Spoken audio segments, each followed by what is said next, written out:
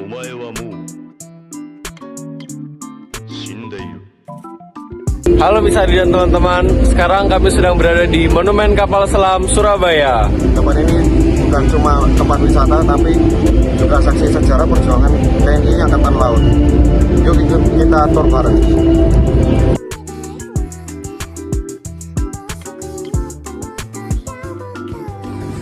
Banget nih guys, ini kapal selamnya namanya KRI Pasupati 40. Nah, ini kapal selamnya dibuat oleh Rusia pada tahun 1952.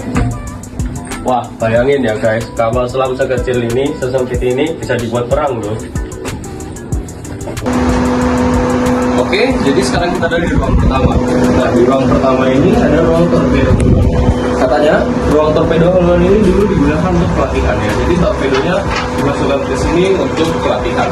Dan di sana bisa dilihat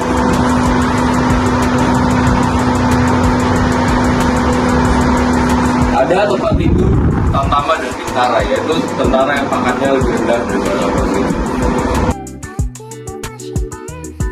Sekarang saya berada di tempat tidur perwira. Di sini tempat tidurnya ada 6 ranjang yang biasa tidur oleh perwira saat kapal selam ini beroperasi. Dan bisa lihat di sini ada beberapa operasi, ada 28 operasi yang kapal selam ini pernah lakukan.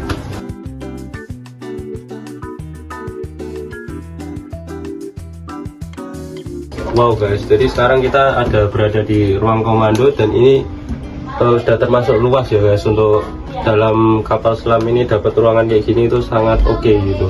Dan ini cukup lengkap, ada tempat wardrobe, tempat naruh baju, dan ini adalah untuk peralatan sehari-hari.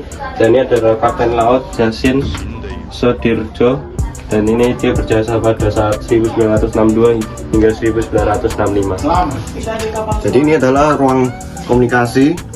Ini digunakan oleh kapal selam ini untuk berkomunikasi dengan kapal selam lain dan markas mereka. Meskipun ini termasuk tua dari tahun berapa tahun lalu, tapi termasuk canggih karena berfungsi dengan baik.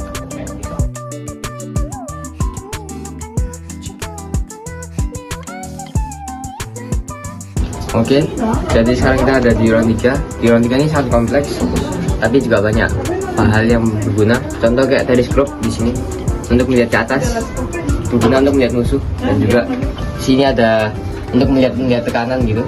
Ya, di sini juga ada TV di situ, dan juga ada Giro kompas. Jadi sekarang kita di kamar mandi di kapal selam. Ini modelannya.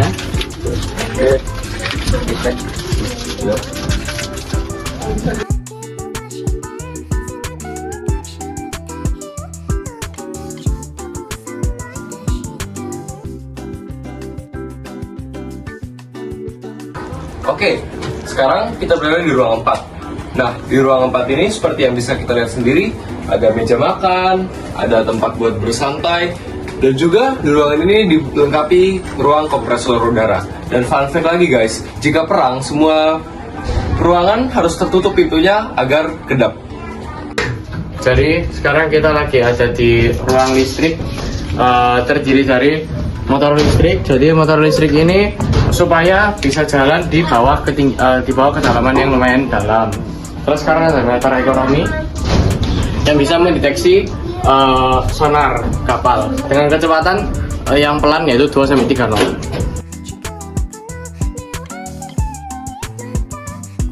Halo teman-teman, sekarang saya sedang bersama. Nama saya Dewanti, saya di sini selaku dari pemandu wisata dari Monumen Kapal Selam Surabaya. Kak, saya izin bertanya. Kemudian pertama, apa arti Monkasol dari masyarakat Surabaya? Untuk arti Monkasol sendiri, itu merupakan monumen kapal selam yang pertama kali ada di Indonesia, letaknya di tengah kota Surabaya, dan juga wisata edukasi yang mengenalkan tentang sejarah dari kapal selam mulai dari awal sebelum kita merdeka, setelah kita merdeka, bahkan sampai saat ini, dan khususnya bagi TNI AL dan juga generasi muda. Mengapa kapal selam ini dijadikan monumen? Mengapa kapal selam ini dijadikan monumen dan kenapa KRI Pasupati yang dipilih? Itu karena kapal selam ini merupakan kapal selam pertama yang dimiliki oleh Indonesia, dan juga kapal selam ini memiliki banyak sejarah terlibat dalam operasi-operasi penting yang akhirnya dijadikan sebagai monumen untuk mengajarkan generasi muda tentang sejarah yang telah dilalui oleh negara kita, negara Indonesia. Kapan kapal selam ini? Untuk kapal selam ini diresmikan di tanggal 27 Juni 1998. Di mana kapal selam ini? Kapal selam ini dibuat di negara Uni Soviet, tepatnya di Vostok di tahun 1952. Aku punya pertanyaan menarik. Siapa dulu yang membawa kapal ini? Untuk yang membawa kapal selam ini masih belum dijelaskan secara spesifik, tapi untuk peletakan batunya dan diresmikan oleh Laksamana TNI Arief Gus Haryadi. Aku pertanyaan terakhir, kenapa tempat ini berfungsi sebagai tempat wisata? Kenapa tempat ini dijadikan wisata ya? Karena kapal selam ini merupakan kapal selam pertama yang dimiliki oleh Indonesia. Nah, kenapa dijadikan wisata? Untuk mengedukasi masyarakat, terutama generasi muda, tentang pentingnya sejarah yang telah dilalui oleh negara kita, negara Indonesia. Terima kasih kembali. Tapi kamu tahu nggak, ini kapal selamnya ada jadi monumen selama berapa tahun? Mungkin 6-7 tahun. Salah, ini sudah jadi monumen selama 26 tahun. Lama banget ya. Tunggu. Murt, kalau dipikir-pikir perjuangan prajurit laut di Indonesia ini jadi ngingetin kita sama Yohanes 15 ayat 13. Tidak ada kasih yang lebih besar daripada kasih seseorang yang memberikan nyawanya untuk sahabat-sahabatnya. Iya, jadi prajurit di Indonesia ini mereka rela berkorban untuk melayani bangsanya. Seperti Yesus rela berkorban untuk kita dan umat-umatnya. Dan ini kita belajar bahwa kita itu harus mempunyai kasih untuk melayani juga. Dan terima kasih, semoga video vlog kami hari ini bermanfaat. God bless you all.